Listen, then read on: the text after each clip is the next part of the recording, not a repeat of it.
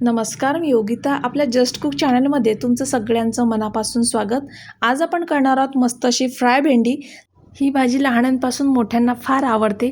अगदी रेस्टॉरंटसारखी चव या भाजीची येते. तुम्ही याप्रमाणे करून बघाल तर लहान मुलंसुद्धा 2 चपात्याऐवजी 4 चपात्या नक्की खातील. चला तर मग रेसिपीकडे वळूया. सगळ्यात आधी मी अर्धा किलो भेंडी घेतली आणि ती मिठाच्या पाण्याने 2-3 वेळा स्वच्छ अशी धुवून घेतली. नंतर मी त्याचे छोटे छोटे असे काप करून घेतले. तुम्ही बघू शकता, अगदी तुम्हाला हव्या तशा आकारात तुम्ही याचे काप करू शकता.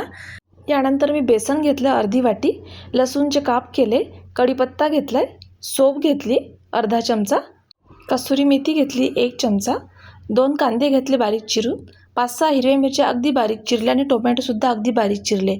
सोबतच घेतले आपले सगळे ड्राय मसाले. या भाजीला आपल्याला कमीत कमी 3 वेळा तेल वापरायचं आहे, म्हणून अगदी थोडं थोडं तेल आपण यामध्ये घालूया.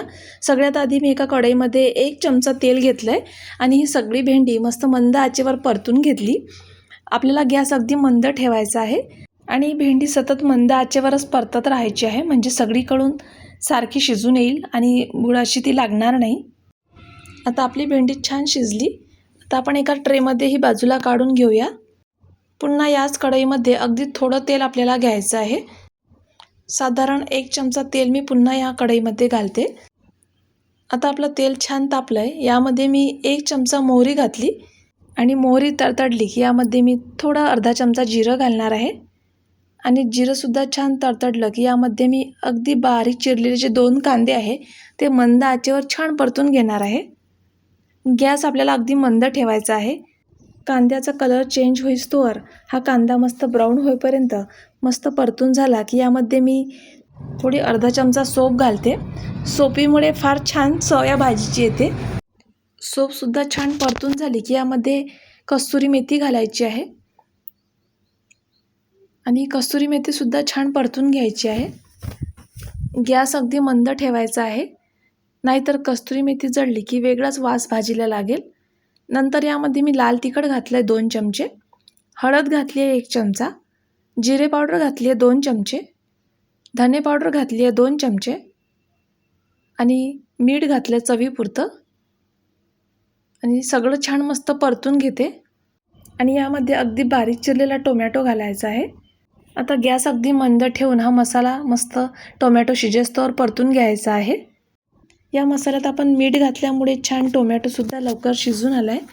तर यानंतर भाजीला अगदी परफेक्ट चव आणण्यासाठी जे घालायचं आहे ते म्हणजे बेसन. बेसन आपल्याला सगळ्यात शेवटी घालायचं आहे टोमॅटोबरोबर. जर आधी घातलं तर ते बेसन लवकर जळून जाईल, म्हणून सगळ्यात शेवटी आपल्याला घालायचं आहे आणि छान मंद आचेवर परतून घ्यायचं आहे. तुम्हाला जर हे सारण जरा कोरडं वाटलं तर तुम्ही त्यात आणखी थोडं तेलसुद्धा घालू शकता. नंतर यामध्ये फ्राय केलेली सगळी भेंडी टाकून मी मस्त असं मिक्स करून घेतलं आहे. कसुरी मेथीमुळे छान वास सगळीकडे सुटला आहे मस्त आणि अगदी परफेक्ट भेंडी आपली तयार झाली आहे. आणि सगळ्यात शेवटी मी गरम मसाला घातला आहे 1 चमचा. आता सगळं छान वाफेवर 5 मिनटं होईस्तोवर आपण इकडे तडक्याची तयारी करूया. एका कढईमध्ये 2 चमचे तेल घेतलं आहे आणि त्यामध्ये थोडी मोहरी जास्त घालायची आहे. आपण 3 चमचे मोहरी घातली मी, 2 चमचे जिरे आणि कढीपत्ता घातला आहे आणि हे सगळं तडतडलं की यामध्ये अगदी बारीक चिरलेला लसूण तोसुद्धा छान परतून घेतला आहे.